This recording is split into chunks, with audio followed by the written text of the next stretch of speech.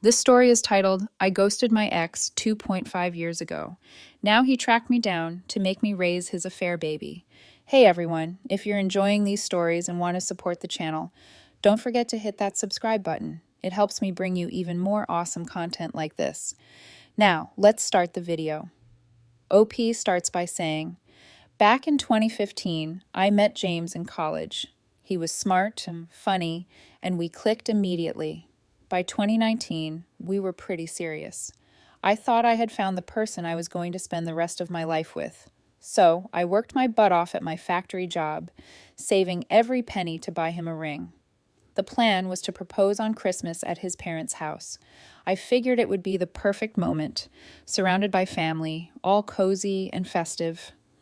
James's family was interesting.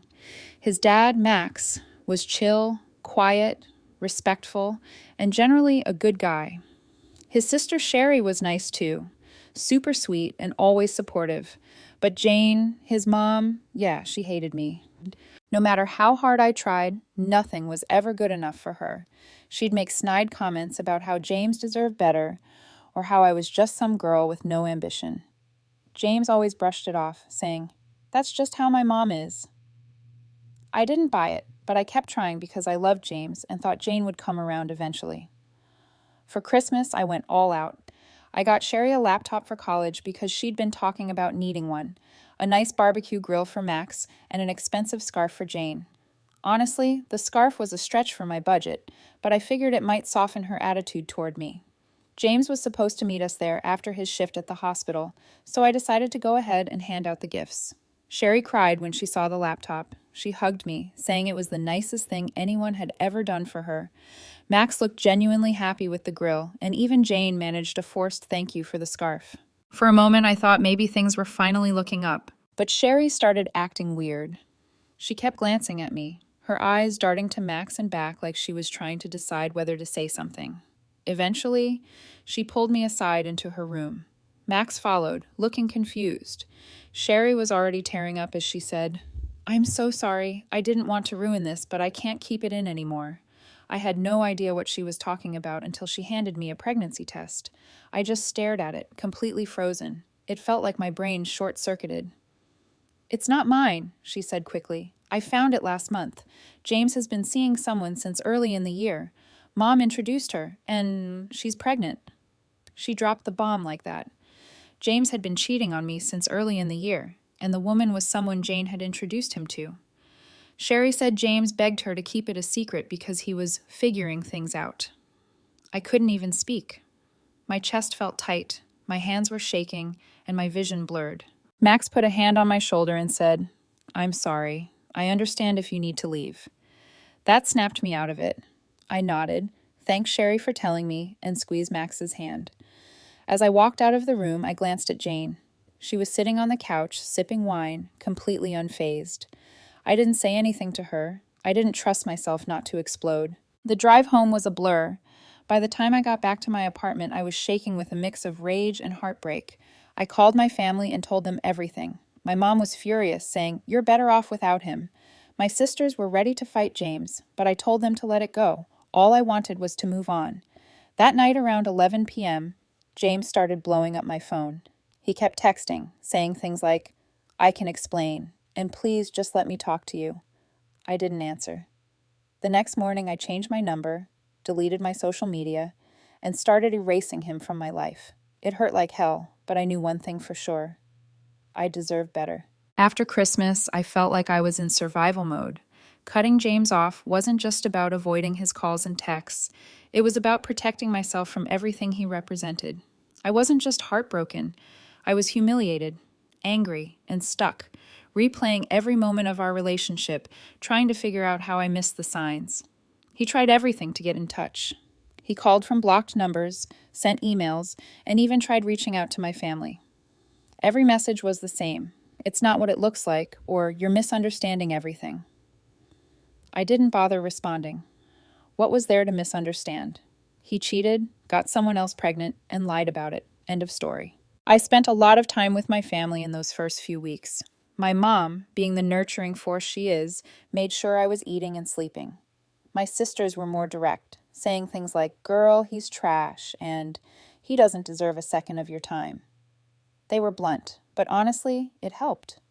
They reminded me that I wasn't the problem, he was. To keep myself busy, I dove into work.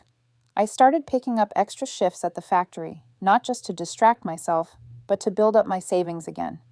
The money I'd spent on the ring, gone. But that didn't sting as much as losing the life I thought I was building with James. I realized I needed to refocus on myself, so I started doing things I hadn't done in a while. I joined a local basketball league, reconnected with friends, and even tried learning how to cook. Spoiler, I'm still terrible at it, but it's fun. Slowly but surely, I felt like I was starting to heal. Then, in mid-2020, I got some news I wasn't expecting. A mutual friend texted me out of the blue, saying, Hey, did you hear about James? I debated ignoring it, but curiosity got the better of me. The friend told me that James's affair partner had been ghosted by the guy she'd been seeing before him and wanted nothing to do with the pregnancy. James was now trying to figure things out, playing savior and acting like the grown-up in a mess he helped create. My reaction? Honestly, I didn't feel much. A tiny part of me felt satisfied, like, that's what you get. But mostly, I just felt indifferent. His drama wasn't my problem anymore, and I was relieved to be out of the mess. A couple of months later, James somehow got my new number. He called me, begging to talk. I don't know why I answered, but I regretted it immediately. He launched into this whole apology, saying he'd made a mistake and wanted to explain. I let him ramble for a bit before cutting him off. James, I said, I don't care anymore. Whatever you have to say, it won't change anything. We're done. That's when he switched tactics. He started guilt-tripping me, saying I owed him this and that I was being unfair by refusing to hear him out. I told him flat out, I don't owe you anything. You made your choices. Now live with them. Then I hung up. Not long after, Jane decided to get involved. She sent me a string of texts calling me a coward and saying I was running away from my responsibilities. I couldn't believe the audacity. Responsibilities? I wasn't the one who cheated. I wasn't the one who got someone else pregnant. I blocked her number too. For a while, it felt like they were everywhere, trying to drag me back into their chaos. But every time they reached out, it only solidified my decision to cut them off. I didn't want or need their explanations. I didn't want closure. I just wanted to move on. And eventually, I did. The calls stopped. The texts stopped. My days started feeling lighter. For the first time in months, I felt like I was in control of my life again. Mother's Day rolled around, and I was looking forward to spending it with my mom and one of my sisters, Raven. My mom has always been the heart of our family, and after everything that happened, I wanted to make the day special for her. We decided to grab lunch at Red Lobster because seafood is her favorite. It was supposed to be a calm, drama-free day. Spoiler alert, it wasn't. We were finishing up and about to leave when I saw them, Jane and Sherry. Of all people in all places, they had to show up there. My stomach dropped. Sherry looked like she wanted to sink into the floor when she saw me. But Jane, she locked eyes with me and immediately had her usual look of disdain. I could feel Raven tensing up beside me. She's always been protective of me, and I knew she was ready to go off. Jane's expression changed the moment she noticed Raven. She looked confused, almost shocked, like she was piecing something together. I realized she must have finally figured out that Raven was my sister, the same other woman she had accused me of being around. The audacity of it all makes me want to laugh, Raven muttered under her breath. Do you want me to handle her? I shook my head. The last thing I wanted was a public scene. My mom gave Jane a cold, hard look before nudging me forward. Let's just go, she said. But then Sherry stepped forward, practically begging. Please, can we talk just for a minute? Alone? Raven wasn't having it. Why would she want to talk to you? She snapped. Sherry looked genuinely upset, and my mom stepped in, suggesting that I hear her out away from Jane. I agreed, more out of curiosity than anything else. Sherry pulled me aside far enough away that Jane couldn't hear us. She immediately apologized for everything that had happened. I'm so sorry for how things turned out, she said. I miss having you around. You were like a sister to me. I didn't know what to say, so I just nodded and let her continue. She told me James had been miserable since I left, crying all the time and saying he regretted everything. I'm sorry he's struggling, I said, trying to keep my tone neutral. But that's not my problem anymore. He made his choices. Sherry nodded, then told me something that made my stomach twist. He destroyed the laptop you gave me, she said quietly. It happened right after you left. He was mad at me for telling you the truth. That hurt. I'd given her that laptop out of genuine care, and James ruined it out of spite. Before I left, I asked Sherry a question that had been bothering me since Christmas. Why does your mom hate me so much? What did I ever do to her? Sherry hesitated, then admitted, she thought you were cheating. She saw you with another woman, Raven. She didn't know you two were sisters. My jaw dropped. All of this, the cheating, the pregnancy, the heartbreak, started because Jane jumped to conclusions and convinced James I was unfaithful. I couldn't help but laugh. It was so stupid, so unnecessary, and yet it ruined everything. Thanks for telling me, I said. And hey, the laptop's warranty is still good. You can probably get it fixed. Sherry's face lit up, and for a moment I saw the kind, shy girl I used to know. We hugged briefly, and I left to rejoin my mom and Raven. When I told them what Sherry had said, Raven rolled her eyes. So Jane's not just a jerk, she's also an idiot. Good to know. My mom sighed and said, Lisa, you're better off without those people in your life. She was right. I'd spent so much time trying to make things work with James and his family, but it was clear now that they were never worth the effort. A few days after running into Sherry and Jane at Red Lobster, Sherry called me. She wanted help with the laptop warranty I'd mentioned, and since she'd been one of the few decent people in that family, I agreed to meet her at a local electronics store. When I got there, Max was with her, which honestly was a nice surprise. Max had always been solid. Out of all the chaos, he'd been the only one to offer me a genuine apology on Christmas. We chatted while sorting out the laptop. Max thanked me again for the grill I gave him and said how much he loved using it. Sherry was quieter, but seemed relieved to have someone helping her out. It felt nice, almost normal. Afterward, Max suggested we grab lunch together as a thank you. I agreed, figuring it'd be a good way to catch up.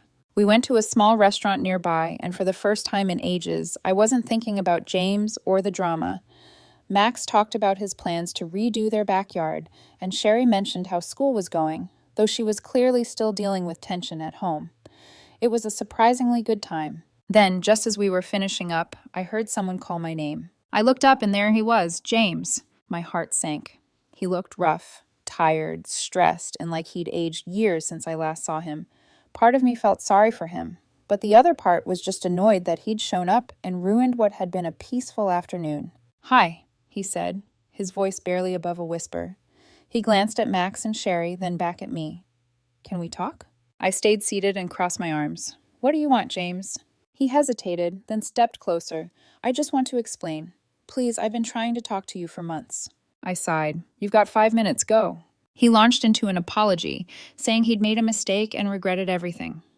I was confused, he said. My mom convinced me you were cheating. She said she saw you with another woman. I cut him off. You mean my sister? That's who Jane saw.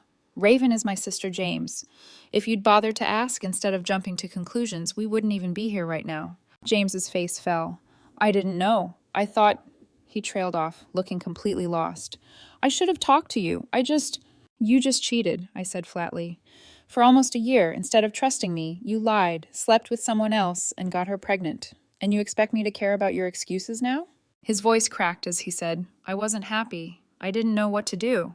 You could have talked to me, I snapped. You could have ended things if you weren't happy. But instead you went behind my back. That's on you. Max and Sherry sat there awkwardly, clearly uncomfortable with the whole situation.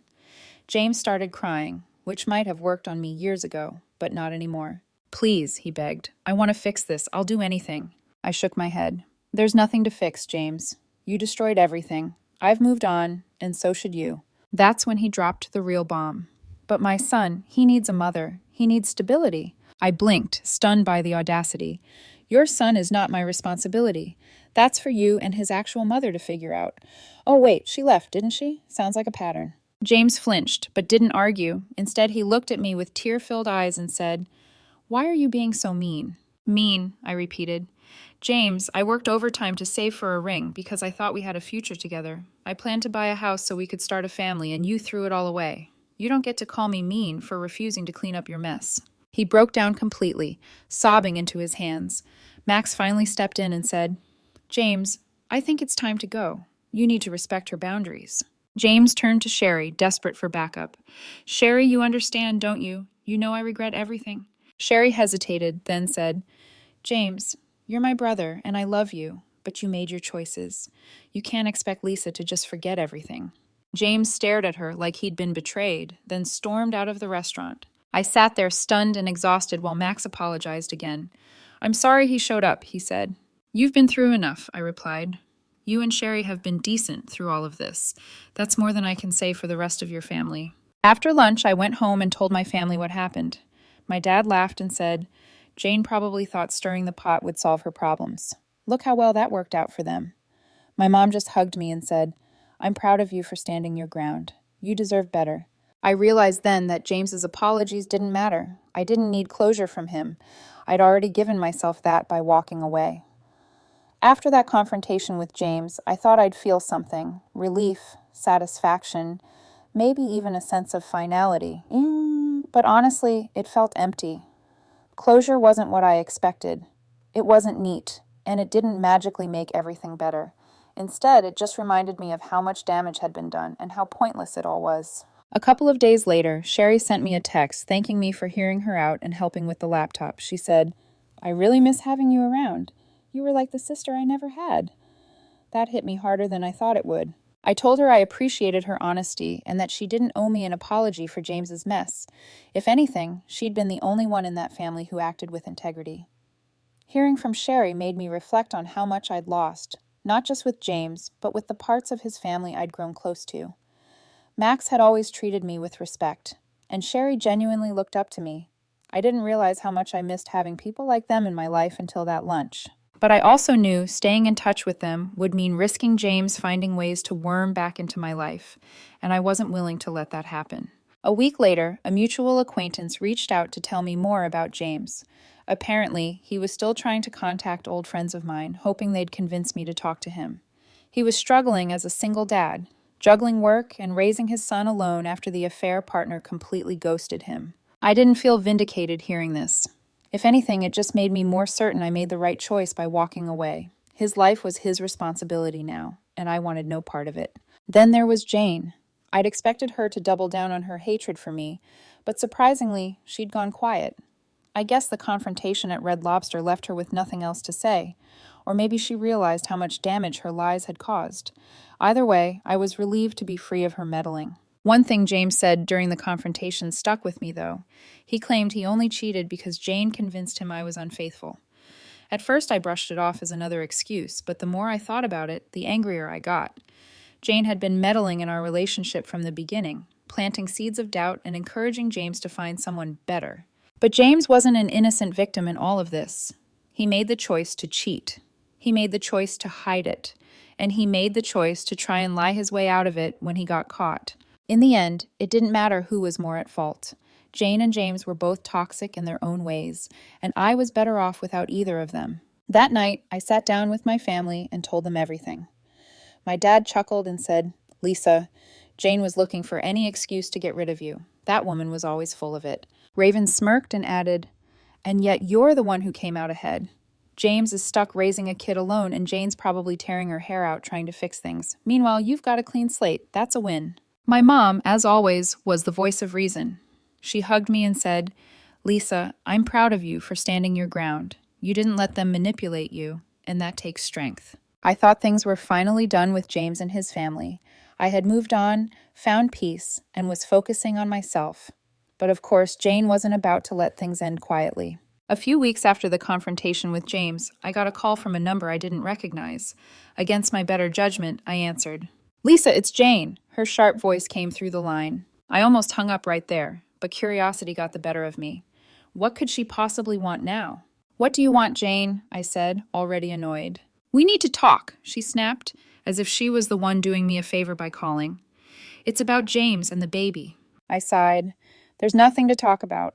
I've made my position clear. Goodbye, Jane. Wait, she barked before I could hang up. I'm not asking you to get back with James. I just think you should take responsibility for your part in this mess. That got my attention. My part? I asked, incredulous. What part is that, Jane? I wasn't the one who cheated. I wasn't the one who lied. So please, enlighten me. Jane let out an exasperated sigh, as if I were the one being unreasonable. James is struggling. He's a single father because of a misunderstanding that could have been avoided if you just explained things to me from the start. I couldn't believe what I was hearing. Are you seriously blaming me for James's affair? You were the one who introduced him to that woman. You were the one who convinced him I was cheating. Don't put this on me. Jane ignored my words entirely. That baby needs a mother, Lisa. You were practically part of the family for years. It's time you stepped up and helped. If not for James, then for the child. I was so stunned, I didn't know how to respond at first. When I finally found my voice, I said, Jane, let me make this crystal clear. That baby is not mine. I owe you, James, and his kid absolutely nothing. And if you call me again, I'll block you just like I did before. You selfish girl, she hissed. Do you think you'll ever find someone better than James? He made a mistake, but he's still the best you'll ever do. You're throwing away a good man over something so trivial. That did it. I laughed. An actual deep belly laugh, because it was so ridiculous. Trivial, I repeated. Cheating for almost a year, lying about a pregnancy, and trying to manipulate me into staying. That's trivial to you? No wonder your family is such a mess. Before she could respond, I hung up and immediately blocked her number. I thought that would be the end of it, but Jane wasn't done. The next day, I got a call from Max. He sounded tired and stressed, which was unusual for him. Lisa, I need to apologize in advance, he said. Jane's been out of control. She's planning to come to your workplace. What? I asked, completely caught off guard. Why would she do that? She says you need to face her and take responsibility, Max explained. I've tried talking her out of it, but you know how she is. I groaned, already dreading the confrontation. Sure enough, later that afternoon, Jane showed up at my job. She stormed into the office, demanding to see me. Thankfully, my manager intercepted her and asked what she wanted. I need to speak to Lisa, Jane said loud enough for everyone to hear. It's a private family matter. I was in the back, but I could hear her clear as day. My manager came to get me, looking concerned. Do you know this woman? She asked. Unfortunately, yes, I said. I'll handle it. When I walked out to meet Jane, she immediately started her tirade. You've been ignoring me, and I won't stand for it, she said, glaring at me like I was a misbehaving child. You're going to listen to what I have to say. No, I'm not, I replied. You're on private property, and you're disrupting my workplace. Leave now, or I'll have security escort you out. That only made her angrier. You can't just ignore your responsibilities, Lisa. I'll tell everyone here what kind of woman you really are. I crossed my arms. Go ahead. Tell them how your son cheated on me, lied about his affair, and tried to drag me into raising a child that isn't mine. See how much sympathy you get. Jane's face turned red, and for a moment I thought she might actually explode. You're a pathetic excuse for a woman, she spat. I hope you end up alone, because no decent man will ever want you. Before I could respond, security arrived and escorted her out. My coworkers were obviously curious, but I just shrugged it off, saying, Crazy ex's mom, long story. They didn't press further. Later that night, I got a text from Sherry. She apologized profusely for her mom's behavior and said Max was furious with Jane for embarrassing their family. She's out of control, Sherry wrote. Max is thinking about filing for divorce because of this. I told Sherry it wasn't her fault and that I didn't blame Max for wanting out. Jane had caused nothing but chaos, and honestly, I felt bad for him. The whole situation left me emotionally drained, but it also reinforced one thing. I made the right decision by cutting James and his family out of my life. They were toxic, entitled, and incapable of taking responsibility for their actions. And I wasn't about to let them drag me down with them. ChatGPT and I. After Jane's meltdown at my workplace, things finally went quiet for a while. No more calls, no more texts, no more ambushes. For the first time in years, I could actually breathe. I threw myself back into my routine. Work, family, friends, anything that reminded me I had a life outside their chaos. My mom and sisters kept me grounded. Raven especially had this way of reminding me that I was more than the heartbreak James and his family tried to saddle me with. I started making new goals for myself. I saved aggressively, built an emergency fund, and even enrolled in night classes to push forward in my career. For once, all the energy I used to waste trying to prove myself to Jane or keep James's love was being invested back into me. And slowly I realized I wasn't just surviving anymore, I was rebuilding. Every now and then, mutual acquaintances would mention James. Apparently, he was overwhelmed, constantly exhausted from single parenting and trying to juggle his job. Some even hinted that Jane's marriage was on the rocks, and Max had finally had enough of her manipulative ways. I didn't gloat. I didn't even smile. I just felt done. Their problems weren't mine to carry. Their downfall wasn't my victory. My win was the peace I had carved out for myself by walking away and holding the line, no matter how many times they tried to drag me back. Months later, I stood on my parents' porch, watching my nieces and nephews play tag in the yard. My mom handed me a glass of iced tea, and Raven nudged me, saying, "Look at you. Happier, healthier, freer. You're proof that walking away is sometimes the strongest thing you can do." And she was right. James had wanted me to step into his mess. Jane had tried to bully me into it, and for a while, I almost believed I owed them something. But the truth was clear now. I didn't owe them a single thing. I owed myself a fresh start. And that's exactly what I was living. My own story, written on my own terms, with my family at my side and my future wide open. From that point forward, I never looked back. James faded into a distant memory, an old scar that no longer hurt when I thought about it. Jane, with all her venom, became nothing more than a cautionary tale. I used to remind myself why boundaries matter. What mattered now was me, my healing, my freedom, my future. I poured myself into my career, and the progress was undeniable. Promotions came, opportunities opened, and for the first time, I felt genuinely proud of what I was building. Every milestone reminded me that I wasn't defined by what James did to me, or by the chaos his family tried to trap me in. My mom would beam at me during family dinners, saying things like, "Lisa, you've always had this strength in you. I'm glad you finally see it for yourself." My sisters teased me, but I could tell they admired how far I'd come. And deep down, I admired myself too. I didn't need to chase closure from James. I didn't need to prove my worth to Jane. Their lives unraveled because of their own choices, not mine. And while they stayed tangled in lies and regret, I stepped into something far more valuable than revenge or vindication. Peace. There was a night not long ago when I stood outside under the stars, just breathing in the quiet. No calls blowing up my phone. No guilt weighing down my chest. No shadow of betrayal hanging over me. Just me, finally free. And that's when it hit me. The life I thought I'd have with James. The house, the ring, the future. It was never meant for me. What I got instead was so much better. My independence, my family's unwavering love, and a second chance at life on my own terms. So if anyone out there is stuck in the same kind of storm I was in, hear this.